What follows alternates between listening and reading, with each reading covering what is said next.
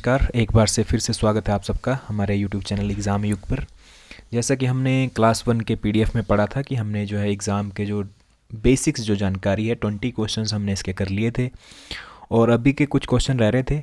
ये जो मेनली हमारा इस क्लास का जो पर्पज़ है बनाने का वो यही है कि आपको जो है डिपार्टमेंट की बेसिक नॉलेज हो जाए, क्योंकि जब आपको बेसिक नॉलेज हो जाएगी तो आपको जेन्युइन बात है, आप अपर लेवल की जब आप नॉलेज आप गेन करेंगे, अपर लेवल का प्रिपरेशन करेंगे, पढ़ेंगे, तो आपको इजीली वो चीज़ जो है आनी स्टार्ट हो जाएगी। इसलिए जो मेरी ये वीडियो बनाने का पर्पज़ है वो इसीलिए है कि आपको जो है बेसिक नॉलेज डिपार्टमेंट के बारे में पता हो। जैसा कि अगर आपने मेरी वीडियो को देखा है तो आपको पता ही होगा कि हमने जो है पहली क्लास में अपना जो है 20 क्वेश्चंस कर लिए थे। अब हम आज 20 क्वेश्चन से आगे बढ़ेंगे। जैसे कि ये थोड़े थोड़े नॉर्मल हाईलाइट है, देखो मैं क्वेश्चन आपको बता रहा हूँ कि जैसे ये भारतीय डाक विभाग के बारे में हमने पढ़ा था, स्थापना कब हुई है, इसके बारे में थोड़ी डिटेल पढ़ी थी, कैसे हुआ शेरशाह सूरी के टाइम में डाक चौकी प्रणाली थी, पर लेकिन जो आधिकारिक स्थापना तिथि मानी जाती है वो 1854 को ही मानी जाती है। और इसका मैंने आपको बताया था 1854 कब, 1 अक्टूबर 1854। तो इसी तरह हमने मैक्सिमम 20 क्वेश्चन कर लिए थे। अब हम चलते हैं नेक्स्ट 20 क्वेश्चन से आगे अपने 21 क्वेश्चन पर। तो आई होप सो आप सब मेरी क्लास में जुड़ जाएंगे, आप भी मेरी इस वीडियो को देखेंगे। तो चलिए टाइम वेस्ट ना करते हुए हम अपने क्वेश्चन की ओर बढ़ते हैं, जो कि है 21। हमने ये देखिए पोस्ट ऑफिस सेविंग बैंक के बारे में पढ़ लिया था। अब हम जो है इससे अगला नेक्स्ट क्वेश्चन करेंगे और 21 शायद मिस हो गया है। तो अब नेक्स्ट क्वेश्चन हमारा है रजिस्टर्ड आर्टिकल। रजिस्टर्ड आर्टिकल की रसीद कौन सी होती है और क्या कहते हैं? तो ये कुछ भी बहुत सिंपल क्वेश्चन है, बेसिक जानकारी है। जैसा कि आप सब जानते ही होंगे, जो रजिस्टर्ड पोस्ट जब हम आर्टिकल बुक कराते हैं तो जो हमारे को रसीद दी जाती है उसको रसीट कहते हैं। उसको क्या कहते हैं? सॉरी, रसीट कहते हैं। उसको कहते हैं रसीट, जो कि हमारा ऑप्शन नंबर बी है। ठीक है ना, बी हमारा क्वेश्चन नंबर सही हो जाएगा। देखिए अब नेक्स्ट क्वेश्चन में चलते हैं। पार्सल का अधिकतम वजन कितना हो सकता है? देखिए दोस्तों, ये क्वेश्चन आप लोगों को बड़ा कन्फ्यूजिंग लगेगा कि पार्सल का अधिकतम वजन कितना हो सकता है। अगर मैं जनरली आप सबसे पूछूं कि पार्सल का जो है अधिकतम वजन कितना हो सकता है तो आप लोग कहेंगे 20 kg, लेकिन ऐसा नहीं है। इन्होंने बोला है पार्सल का अधिकतम वजन कितना हो सकता है। इसमें पार्सल कौन कौन से इंक्लूड हो रहे हैं? बिजनेस पार्सल्स वगैरह सब इसके अंदर इंक्लूड हो रहे हैं। तो मैक्सिमम कितना हो सकता है? तो वो हो सकता है 35 kg। इसका ऑप्शन यहाँ पे होगा, देखिए ऑप्शन सी 35 kg। लेकिन हम थोड़ा सा इसके बारे में जो हमने डिटेल डाली है वो पढ़ लेते हैं। देखिए पार्सल सेवा क्या होती है। भारत में इंडिया पोस्ट पार्सल सेवा प्रदान करता है, जहां ग्राहक विभिन्न वस्तुएं पोस्ट ऑफिस के माध्यम से तेज भेज सकते हैं। पार्सल में कई प्रकार की सामग्री भेजी जा सकती है, सिवाय उन वस्तुओं के जिनका प्रसारण कानून के तहत प्रतिबंधित। यदि पार्सल में संदिग्ध सामग्री के बारे में संदेह होता है तो कर्मचारी द्वारा इसे प्राप्तकर्ता या अधिकृत एजेंट की उपस्थिति में खोला जा सकता है। ऐसे मामले में अतिरिक्त शुल्क भी लागू हो सकता है। तो देखिए दोस्तों, सिंपल सी बात है कि पार्सल सेवा क्यों है। पार्सल सेवा में हम जो है अपनी विभिन्न वस्तुएं भेज सकते हैं, किन वस्तुओं के अलावा? जो कि प्रतिबंधित नहीं है। जो प्रतिबंधित है वो उनको हम भेज ही नहीं सकते। पार्सल क्या, हम उसको किसी भी स्पीड पोस्ट किसी भी पोस्ट से नहीं भेज सकते। अगर ऐसी किसी पार्सल में डाउट होता है कि उसके अंदर कुछ ऐसी वस्तु है या ऐसा कुछ सामग्री है जो भेजनी प्रतिबंधित है, तो ऐसे में उस पार्सल को जिसका वो प्राप्तकर्ता के सामने या उसने जो अधिकृत एजेंट जो डाक लेने के लिए रखा है उसकी उपस्थिति में उसको खोला जा सकता है। और उसके अंदर अगर कोई संदिग्ध वस्तु या ऐसी वस्तु पाई जाती है जो डाक वस्तु से डाक विभाग द्वारा भेजी नहीं जा सकती, जो प्रतिबंधित है, तो उस पर उसको शुल्क भी लगाया जा सकता है। ठीक है दोस्तों, ये है पार्सल की छोटी सी डेफिनेशन। अब देखिए पार्सल में एक अलग कैटेगरी आती है, व्यापारिक पार्सल, जिसे हम बिजनेस पार्सल कहते हैं, जो कि कॉन्ट्रैक्चुअल कस्टमर के लिए होता है। ठीक है, इसी में जो है मैक्सिमम वजन, वैसे नॉर्मल अगर पार्सल का पूछ ले तो नॉर्मल पार्सल का मैक्सिमम वजन होता है 20 kg, लेकिन जहाँ कॉन्ट्रैक्चुअल बिजनेस पार्सल की बात आएगी तो वहाँ पे मैक्सिमम वजन हो जाता है 35 kg। देखिए इंडिया पोस्ट की वेबसाइट बिजनेस पार्सल एक प्रीमियम सतही सरफेस से, आप देखिए ये क्वेश्चन बन सकता है, बिजनेस पार्सल किस तरह से मतलब ट्रांसपोर्ट या भेजा जाएगा? तो वो कैसा भेजा जाएगा? हमेशा ही सरफेस से भेजा जाएगा। सरफेस सेवा मतलब उसको एयरलिफ्ट नहीं दिया जाएगा, उसको जो है कैसे बाय रूट बाय रोड ही भेजा जाएगा, जिसको बोलते हैं सर्विस। जो विशेष रूप से व्यवसाय ग्राहकों के लिए डिजाइन की गई है। बिजनेस पार्सल किसके लिए, ये भी क्वेश्चन बन सकता है। देखिए बिजनेस पार्सल किन किन के लिए, किस कस्टमर के लिए डिज़ाइन की गई है, किन के लिए बनाई गई है, तो वो बनाई गई है बिजनेस ग्राहक के लिए, जो बिजनेसमैन है। देखिए इसके नाम से ही पता लगता है बिजनेस पार्सल, जो कि अच्छा खासा बिजनेस है जिनका, जो अपनी वस्तुएं जो हैं एक्सपोर्ट करते हैं, उनके लिए बिजनेस पार्सल बनाया गया है। और यह सेवा देखिए पूरे देश में उपलब्ध है। पार्सल का अधिकतम वजन 35 किलोग्राम तक हो सकता है। ठीक है, ये व्यवसाय ठेका ग्राहकों के लिए अधिक सुविधाएं उपलब्ध हैं। इसमें ऑनलाइन ट्रैकिंग मिलती है आपको बिजनेस पार्सल में, डोर टू डोर डिलीवरी की सुविधा उपलब्ध है। ठीक है, ग्राहकों को अपनी जगह से पार्सल पिकअप कराने की सुविधा मिलती है।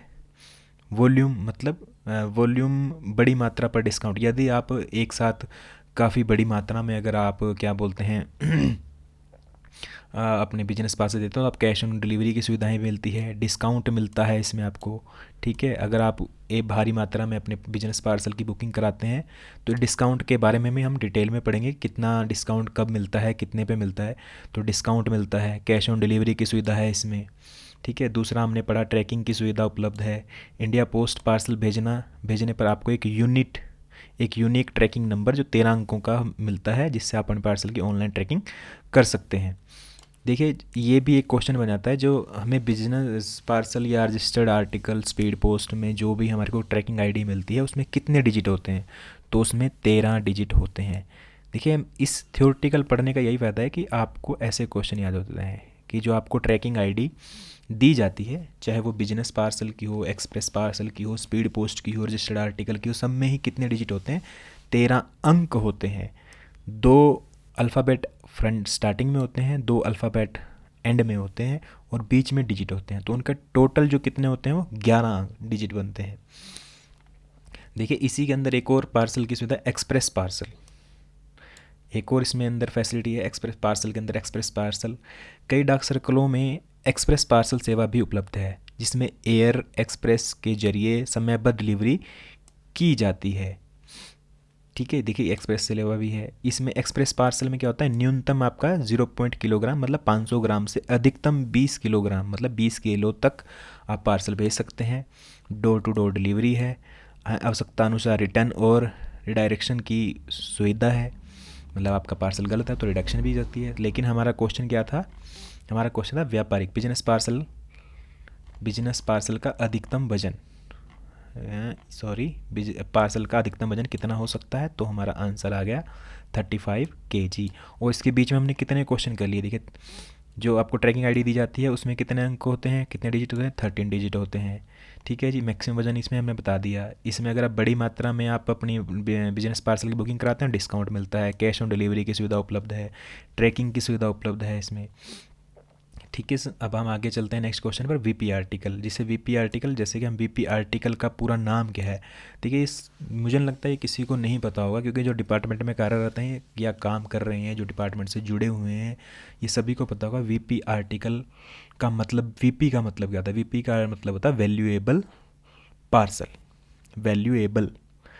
तो आर्टिकल आपका जो भी है, पार्सल है, आर्टिकल है, आप कुछ भी कह सकते हैं। Valuable VP article, valuable article कब शुरू हुआ, भारत डाक विभाग की वेबसाइट पर इसकी शुरुआत की तिथि स्पष्ट रूप से नहीं दी गई, लेकिन वैल्यूएबल आर्टिकल सेवा लंबे समय से भारत में उपलब्ध है और यह डाक नियमों पोस्ट ऑफिस रूल्स 1933 में शामिल है। इसका मतलब यह है कि यह वीपी सेवा 1933 से के बाद से लागू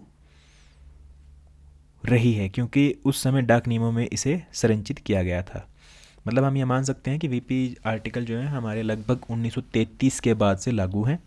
और वीपी आर्टिकल में आपको पता है वीपी का हमने आपको बता दिया, valuable article, valuable parcel, valuable कुछ भी जो आप जैसे वीपीएल भी होता था पहले, वैल्यूएबल लेटर। तो वीपी का आपको पूरा नाम पता चल गया, वैल्यूएबल आर्टिकल।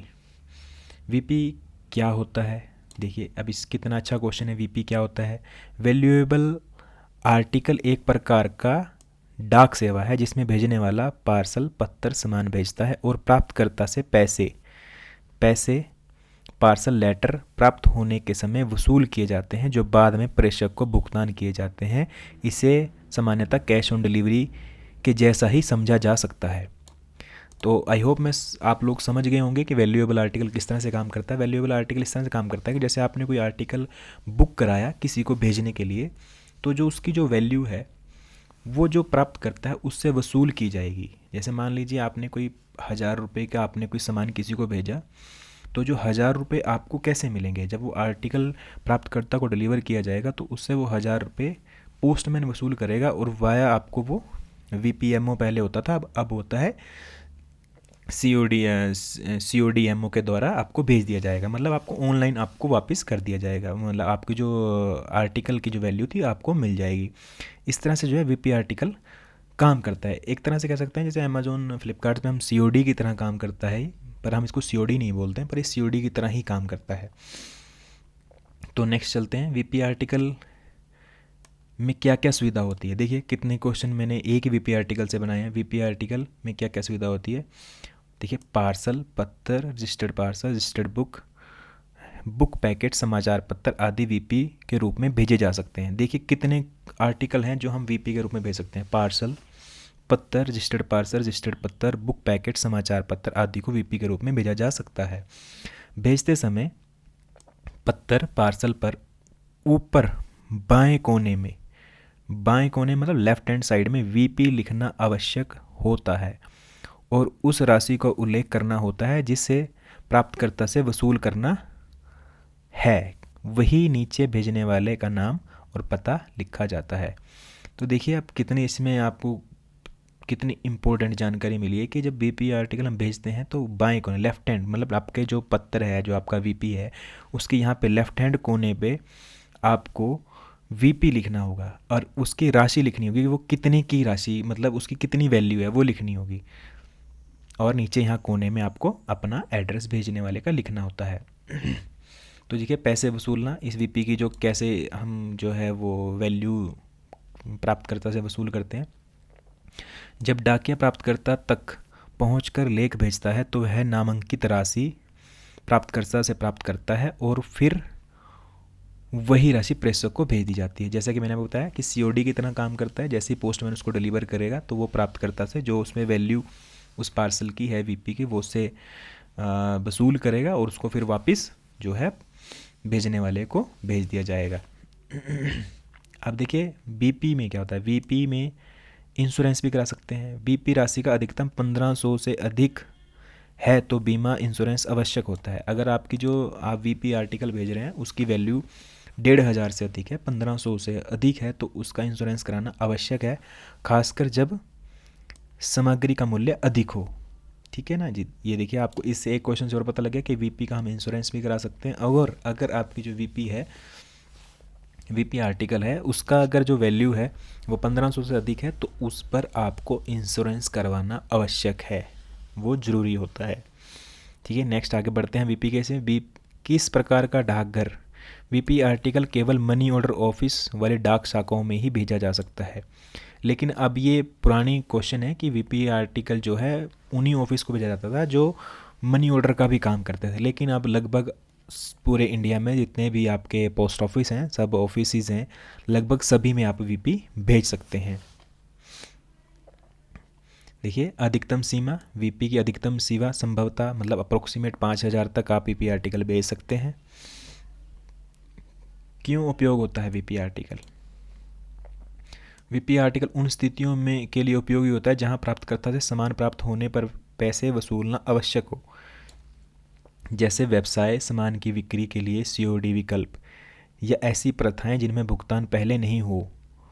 इसे डाक विभाग कैश ऑन डिलीवरी का विकल्प भी कहा जा सकता है। देखिए इसे हम डाक विभाग का कैश ऑन डिलीवरी भी कह सकते हैं, लेकिन ये कैश ऑन डिलीवरी नहीं है, पर इसको हम कह सकते हैं, उसकी तरह हम समझ सकते हैं। क्योंकि जब मान लो किसी ने कोई वस्तु भेजी है और उसके बदले कुछ पैसा उससे वसूलना है तो वो उसको डिलीवरी करते वक्त उस प्राप्तकर्ता से वसूल लिया जाएगा और भेजने वाले को जो है भेज दिया जाएगा।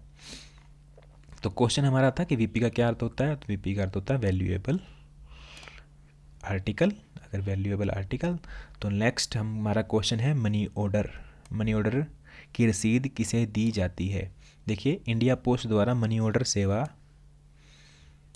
मनी ऑर्डर सेवा की शुरुआत 1 जनवरी 1980 को की गई थी। इसका उद्देश्य लोगों को एक सुरक्षित, भरोसेमंद तरीके से धन एक स्थान से दूसरे स्थान पर भेजने की सुविधा प्रदान करना था, ताकि वे पारंपरिक रूप से लंबे सफ़र या जोखिम उठाए बिना पैसे अपने रिश्तेदारों, व्यक्तियों को भेज सकें। उस समय यह सेवा ग्रामीण और शहरी दोनों क्षेत्रों में बेहद महत्वपूर्ण थी, क्योंकि बैंकिंग सुविधाएं सीमित थी और डिजिटल विकल्प मौजूद नहीं थे। यही वजह थी कि मनी ऑर्डर लोगों के लिए एक प्रभावी पैसे भेजने का माध्यम बन गया था। ठीक है ना जी। ये मनी ऑर्डर की शुरुआत इसलिए थी क्योंकि जब बैंकिंग नेटवर्क बड़े कम थे तो उस समय लोगों के लिए पैसा भेजने का एकमात्र तरीका यही था कि किसी भी गांव में लगभग आप दूर दराज एरिया में मनी ऑर्डर के थ्रू पैसा भेज सकते थे। देखिए क्यों स्टार्ट हुआ था, क्योंकि लोगों को जो है उस समय बैंकिंग नेटवर्क सीमित था और लोग पैसा भेजने के लिए अक्सर लंबा सफ़र करते थे, जिससे क्या रिस्क बढ़ जाता था। तो मनी ऑर्डर से पैसा भेजा गया पैसा डाकघर के माध्यम से सीधे प्राप्तकर्ता को डिलीवर होता था, जिससे वह सुरक्षित तरीका बन गया था, इसलिए इसकी शुरुआत की गई थी। देखिए पारंपरिक कागज आधारित मनी ऑर्डर सेवा अब बंद कर दी गई है और इसे इलेक्ट्रॉनिक मनी ऑर्डर या इंस्टेंट मनी ऑर्डर जैसी सुविधाओं आधुनिक सेवाओं में बदल दिया गया है, जो तेज, सुरक्षित और डिजिटल माध्यम से काम करती हैं। पहले जब हम मनी ऑर्डर से किसी को पैसा भेजते थे तो क्या होता था, एक मनी ऑर्डर मतलब एक कागज़ पे वो वैल्यू प्रिंट होती थी, एक मतलब आपका कागज़ होता था, उसका वो एक पेमेंट ऑर्डर टाइप बनाया जाता था उस पर लिख कर, फिर वो कागज़ डाक के थ्रू ट्रेवल करता था। मतलब आप एक मानिए कि पैसा भेजने के लिए जैसे एक इंसान पैसा देने जा रहा है, लेकिन वो पैसा देने क्या इंसान नहीं जाएगा, कागज़ जाएगा, एक मनी ऑर्डर तैयार कर दिया जाएगा, वो डाक के थ्रू ट्रैवल करेगा, फिर उस पोस्ट ऑफिस में जाएगा, फिर वहाँ का जो पोस्टमैन है उस पर एड्रेस लिखा होगा, उस व्यक्ति को मिलेगा, उस व्यक्ति को जितने का वो मनी ऑर्डर होगा उतने पैसे वो पोस्ट ऑफिस या पोस्टमैन वाला उसको देगा। तो इस तरह से मनी ऑर्डर डिलीवर होते थे। इसमें भी एक तरह से थोड़ा लंबा समय लग जाता था, क्योंकि जब मनी ऑर्डर ट्रैवल करता था तो उतना वो टाइम लगता था। तो उसके बाद क्या हुआ, ये कागज़ आधारित मनी ऑर्डर बंद कर दिए गए। अब क्या है, इलेक्ट्रॉनिक मनी ऑर्डर या इंस्टेंट मनी ऑर्डर। ये क्या होता है कि आपने यहाँ पर कंप्यूटर से बुक कराया और तुरंत ही डिलीवरी पोस्ट ऑफिस में पहुँच जाता है और वहाँ वो उसको प्रिंट कर कर और तुरंत डिलीवर किया जा सकता है। मतलब जो आप पहले मान के चलिए 5 दिन, 7 दिन, 10 दिन लगते थे दूर दूर के एरिया में पहुंचने में, 15 दिन भी लगते थे, अब वो इंस्टेंट हो गया। मतलब आप 5-10 मिनट, 2 मिनट, 5 मिनट में, 10 मिनट में अपना मनी ऑर्डर प्राप्त कर सकते हैं। यह इंडिया पोस्ट की मनी ऑर्डर सेवा के बंद होने और ईएमओ इलेक्ट्रॉनिक मनी ऑर्डर सेवा के शुरू होने के बाद विश्वसनीय सरकारी जानकारी सरल रूप से दी गई है। ठीक है जी, ये जानकारी जो है साइट पे दी गई थी। अब इसमें एक चीज़ और पढ़ते हैं हम, मनी ऑर्डर सेवा कब बंद की गई। भारत में पारंपरिक कागज आधारित मनी ऑर्डर सेवा जो 1880 से चल रही थी, लगभग 2015 में बंद कर दी गई। उस समय डाक विभाग ने इसे धीरे धीरे समाप्त कर दिया, क्योंकि डिजिटल संचार और तेज पैसा भेजने के विकल्प, इंटरनेट, मोबाइल इत्यादि आने के बाद इसकी उपयोगिता कम हो गई। तो एक क्वेश्चन ये भी बनता है कि कागज आधारित मनी ऑर्डर कब बंद हुए। वो हुए आपके 2015 में। ठीक है जी, ये बड़ा इंपॉर्टेंट क्वेश्चन बन सकता है। ठीक है ना जी, इसको हम हाईलाइट कर देते हैं। 2015 में डाक विभाग ने पारंपरिक प्रिंट मनी ऑर्डर की जगह 10 अक्टूबर 2008 को ईएमओ मतलब इलेक्ट्रॉनिक मनी ऑर्डर सेवा शुरू कर दी। इसका उद्देश्य धन हस्तांतरण को तेज, सुरक्षित और इलेक्ट्रॉनिक रूप से भेजना। इस सेवा से पैसे डाकघर से इलेक्ट्रॉनिक रूप से ट्रांसमिट होता है और आमतौर पर अगले ही दिन प्राप्तकर्ता को नकद भुगतान कर दिया जाता है। जैसा कि मैंने आपको पहले ही बताया कि जो है ये इलेक्ट्रॉनिक मनी ऑर्डर कैसे होता है, मतलब ये डाक के थ्रू ट्रैवल नहीं करता, ये एक पोस्ट ऑफिस में बुक हुआ और तुरंत ही दूसरे पोस्ट ऑफिस में पहुंच जाता है। वहाँ वो प्रिंट करके उसको डिलीवरी के लिए पोस्टमैन को दे देंगे। बस वो उतना ही डिले है कि प्रिंट किया और डिलीवरी के लिए पोस्टमैन को दिया, उतना ही टाइम लगता है। तो देखिए अब अगला क्वेश्चन इसमें क्या है, पारंपरिक मनी ऑर्डर लंबे समय लगता था और धीमी प्रक्रिया थी। उसके बाद जो है मोबाइल, इंटरनेट, डिजिटल नेटवर्क आने से तेज, सुरक्षित और ट्रैक योग्य पैसे भेजने की आवश्यकता बढ़ी, इसलिए ईएमओ, ठीक है जी, जैसे इलेक्ट्रॉनिक विकल्प अपनाया गया, जिसे बोलते हैं हम इलेक्ट्रॉनिक मनी ऑर्डर। ईएमओ सेवा में भुगतान डोर स्टेप या डिलीवरी पोस्ट ऑफिस पर होता है। इसका ट्रैकिंग भी संभव है। मतलब आप जब electronic money order EMO book कराते हैं तो क्या है, आपको एक ट्रैकिंग आईडी दे दी जाती है, जिससे आप उस ट्रैकिंग आईडी को अपने इंडिया पोस्ट की साइट पर जाकर ट्रैक कर सकते हैं कि आपका मनी ऑर्डर कहाँ पहुँचा है, या डिलीवर हुआ या नहीं हुआ, या डिलीवर में डिले हो रहा है तो क्यों हो रहा है। तो ये सुविधा भी आपको जो है ईएमओ में मिलती है। जो मनी ऑर्डर है ले सेवा है, लगभग जो खाली मनी ऑर्डर, कागज़ पर जो प्रिंट होता था मनी ऑर्डर, जो कागज़ द्वारा ट्रैवल करता था, पारंपरिक जिसको हम मनी ऑर्डर बोलते हैं, कागज़ मनी ऑर्डर, वो है 2000 में बंद कर दी गई। और ईएमओ सेवा 10/10/2008 को शुरू कर दी गई। मतलब इलेक्ट्रॉनिक मनी ऑर्डर सेवा 10 अक्टूबर 2008 को शुरू की गई। बदलाव का कारण यह था तेज सुरक्षित इलेक्ट्रॉनिक पैसे ट्रांसफ़र की आवश्यकता। ठीक है, तो हम दोस्तों हम इस क्वेश्चन पे चलते हैं। हमें क्वेश्चन अब इतना हमने इसके बारे में डिटेल से पढ़ा है। हाँ, तो मनी ऑर्डर की रसीद किसे दी जाती है? तो आप सब समझ ही गए होंगे, मनी ऑर्डर की रसीद दी जाती है प्रेषक को। मतलब प्रेषक कौन होता है? भेजने वाला। ठीक है जी, उसको दी जाती है मनी ऑर्डर की रसीद। तो दोस्तों बस आज की ये क्लास हमारी इतनी थी, जिसमें हमने मनी ऑर्डर के बारे में पढ़ा, वीपी के बारे में पढ़ा, थोड़ा सा detail VP article, registered article, parcel के बारे में पढ़ा, बिजनेस पार्सल के बारे में पढ़ा। आई होप सो आप सबको ये हमारी क्लास अच्छी लगी होगी, और अगर अच्छी लगी है तो प्लीज़ कमेंट सेक्शन में बताइएगा ज़रूर। और आपको अगर ये पीडीएफ चाहिए तो ये पीडीएफ आपको फ्री में मिल सकती है। पीडीएफ फ्री में लेने के लिए बस आपको इतना करना है कि हमारे चैनल को सब्सक्राइब करना है, एक अच्छा सा कमेंट करना है, और कमेंट में लिखिए कि आपको पीडीएफ चाहिए, और एक शेयर करना है, और ये पीडीएफ हम आपको फ्री ऑफ कॉस्ट उपलब्ध करा देंगे, आपको भेज देंगे। अपने आप ईमेल आईडी, मोबाइल नंबर कुछ भी हो आप वहाँ पर मत डालिए, आप बस लिखिए कि आपको पीडीएफ चाहिए, और उसके बाद हम आपको एक नंबर प्रोवाइड करा देंगे, उस पर आप हेलो लिखिए या कुछ भी पीडीएफ करके लिखिए। पर पीडीएफ फ्री में लेने के लिए आपको एक चीज़ करना होगा, हमारे चैनल को एग्ज़ाम युग को सब्सक्राइब करना होगा, और पीडीएफ हमारी वीडियो में कमेंट करना होगा, और वीडियो को शेयर करना होगा। अगर आप ये पीडीएफ फ्री में चाहते हैं तो बस आपको इतना सा करना होगा। तो चलिए आज की वीडियो से लेते हैं विदा। जल्दी मिलेंगे एक नई वीडियो में डिपार्टमेंटल एग्ज़ाम के तैयारी के लिए करते हुए। अभी जानेंगे बेसिक से और आगे बढ़ेंगे धीरे धीरे, और आई होप सो आप सबकी तैयारी अच्छी चल रही होगी। आपको हमारी वीडियो से कुछ सीखने को मिला है तो प्लीज़ कमेंट में बताइएगा ज़रूर, और आपको पीडीएफ चाहिए तो कमेंट में लिखिएगा। तो चलिए, थैंक यू, धन्यवाद।